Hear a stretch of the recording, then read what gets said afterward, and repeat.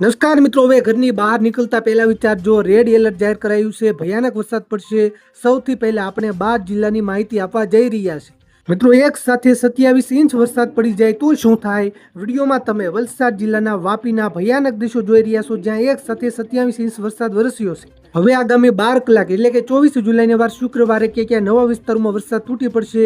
IMD નું model હોય, weather model હોય, GFS મોડેલ હોય, સેટેલાઇટ તસવીરનું વિશ્લેષણ કરી તાલુકા પ્રમાણે સંપૂર્ણ સચોટ માહિતી મેળવી છે। પણ તે પહેલા અત્યારે કયા વિસ્તારોમાં મેઘરાજા ધબધબાટી બોલાવી રહ્યા છે તેની ફટાફટ વાત કરી લઈએ। મિત્રો, બનાસકાંઠા જિલ્લામાં લાંબા સમય બાદ મેઘરાજાનું જોરદાર આગમન થયું છે।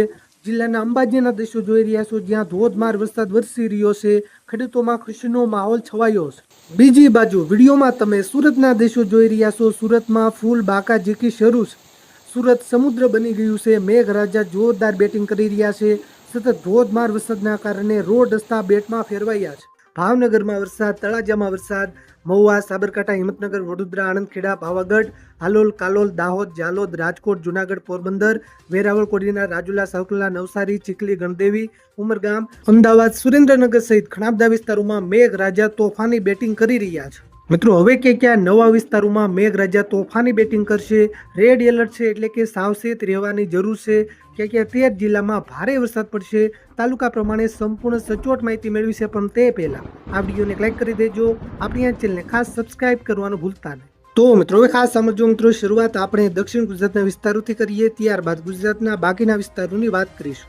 એમાંય ખાસ કરીને સુરત જિલ્લામાં રેડ એલર્ટ છે, એટલે કે સુરતમાં સુરત શહેર, 84, ઓલપાડ, કામરેજ, પલસાણા, બારડોલી, માંડવી, મહુવા, માંગરોળ અને ઉમરપાડાના વિસ્તારો હોય। નવસારી જિલ્લામાં પણ રેડ એલર્ટ છે। નવસારી, જલાલપોર, ગણદેવી, ચીખલી, વાસંદા અને ખેરગામના વિસ્તારો હોય।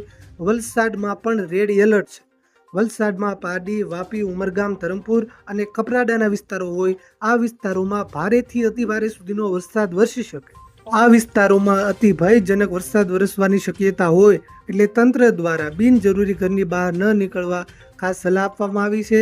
સાવચેત રહેવા અપીલ કરાઈ છે। તાપી, ડાંગ, ભરૂચ અને નર્મદા જિલ્લામાં ઓરેન્જ એલર્ટ છે, એટલે કે આ જિલ્લાઓના કેટલાક વિસ્તારોમાં હળવા મધ્યમ વરસાદ, અમુક વિસ્તારોમાં ભારે વરસાદ, એકલ દોકલ વિસ્તારોમાં અતિ ભારે સુધીનો વરસાદ પણ વરસી શકે। સૌરાષ્ટ્રના લોકોને પણ સાવચેત રહેવાની જરૂર છે, કારણ કે સૌરાષ્ટ્રમાં ખાસ કરીને અમરેલી જિલ્લામાં અમરેલી, બાબરા, બગસરા, ધારી, જાફરાબાદ, ખાંભા, લાઠી, લીલિયા, રાજુલા, સાવરકુંડલાના વિસ્તારો હોય।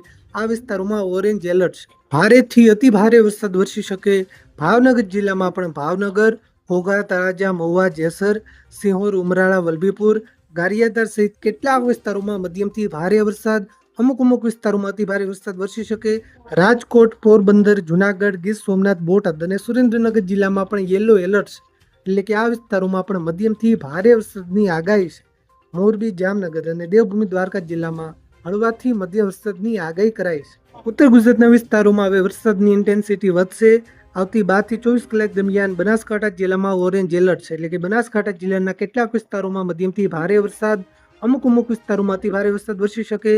સાબરકાંઠા, મહેસાણા, ગાંધીનગર, અરવલ્લી અને પાટણ જિલ્લામાં યલો એલર્ટ છે, એટલે કે આ જિલ્લાઓના પણ કેટલાક વિસ્તારોમાં હળવા મધ્યમ વરસાદ, અમુક વિસ્તારોમાં ભારે વરસાદ, એકલ દોકલ વિસ્તારોમાં અતિ ભારે સુધીનો વરસાદ પણ વરસી શકે। મધ્યપૂર્વ ગુજરાતમાં ખાસ કરીને દાહોદ અને પંચમહાલ જિલ્લામાં રેડ એલર્ટ છે, એટલે કે આ વિસ્તારોમાં અતિ ભારે વરસાદની આગાહી છે। સાવચેત રહેવાની જરૂર છે।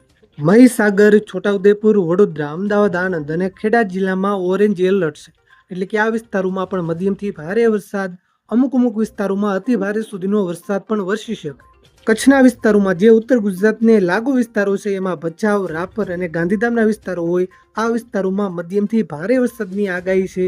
બાકીના વિસ્તારોમાં હળવાથી મધ્યમ વરસાદની આગાહી છે। તમારા વિસ્તારમાં વરસાદ છે કે નહીં, વિસ્તારનું નામ લખી નીચે કોમેન્ટ કરવાનું ભૂલતા નહીં। વિડીયોને તમારા બધા ગ્રુપમાં શેર કરજો, જેથી બધા ખેડૂત મિત્રો સુધી માહિતી પહોંચે। લાઈક કરી દેજો, ચેનલને સબસ્ક્રાઇબ કરવાનું ભૂલતા નહીં।